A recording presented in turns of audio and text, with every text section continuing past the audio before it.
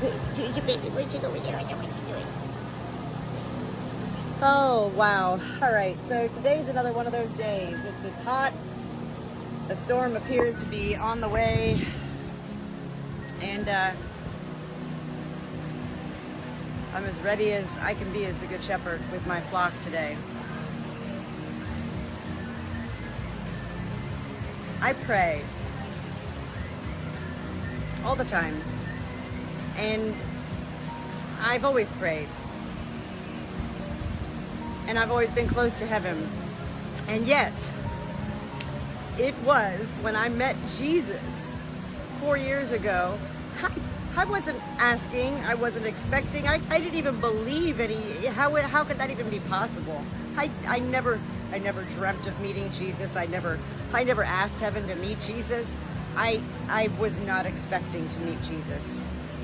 And yet, that became the most beautiful, most tragic moment of my life.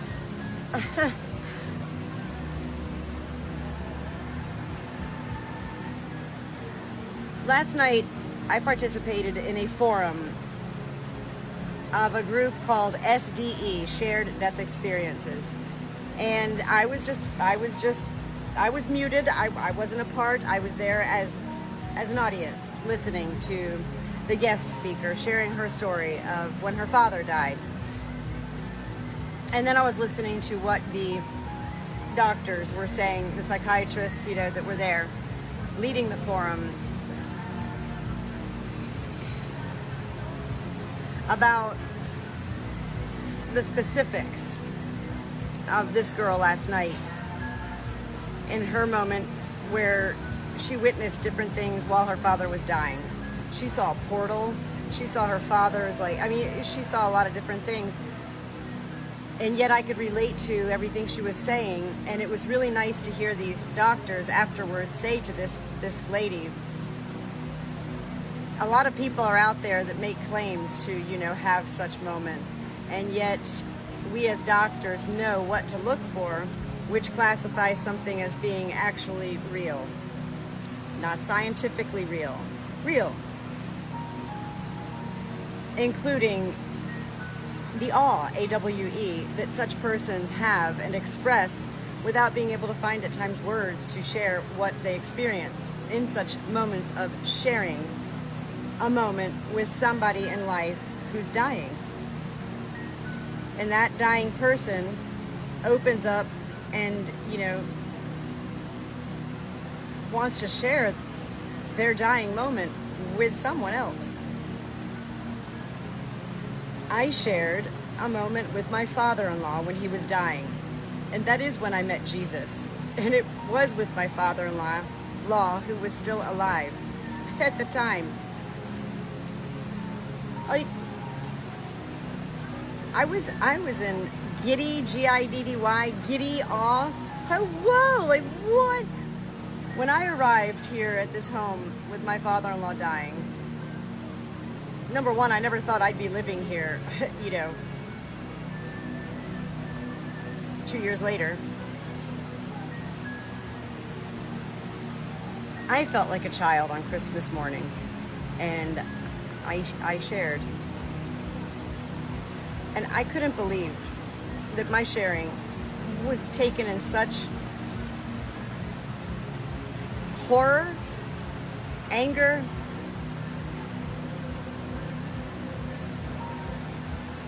and blasphemy, calling me crazy. Does anybody understand how hard that was for me to say I met Jesus? And yet that's something my whole life prior to meeting Jesus, I remember.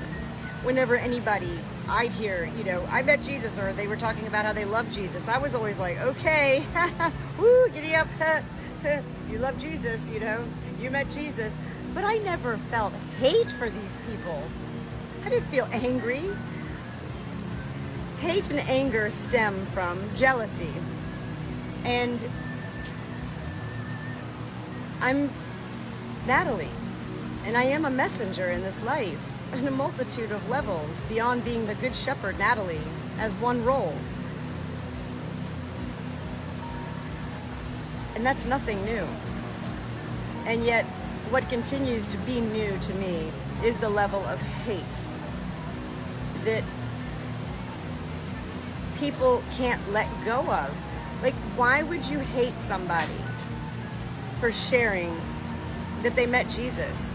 I don't go around walking on the highways carrying a wooden cross or proclaiming my love to Jesus or doing anything of absurd or crazy or insane.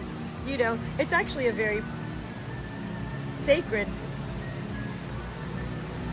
personal, private love. I don't even share it on my social media much unless you hear me saying thank you, Jesus. You know, I don't talk about Jesus. I'm not here to be a theologian and to cite the Bible or anything like that. I thought I was a normal person until the day I met Jesus and then became the Good Shepherd without creating that role, and how it all aspired and happened, you know, step by step, and then the hindsight that comes in with that like, whoa, I didn't know, I couldn't have known, I wasn't meant to know. During it all, as it transpired, everything that has happened has led me and my family to where we're meant to be, even if it's not where we want to be, and even if it's not where we're happy being. I continue to really find my strength every day in my prayers, my thoughts spoken to heaven, my real thoughts, always unedited, unscripted. And you know, gosh, my family does not love me in any ways that heaven loves me. That is sad, and I know I'm not the only one in this life who experiences such blasphemy from, in particular, family. Onward, upward, Good Shepherd. I shed the shields. I'm not a soldier, and yet I had to be raised as a soldier in order to become and fully embrace, beyond the notion, the actual role, not a title, the role of becoming the Good Shepherd Natalie here on earth for heaven. And I'm blessed and I'm grateful and honored to be serving heaven every day of my life in my own ways.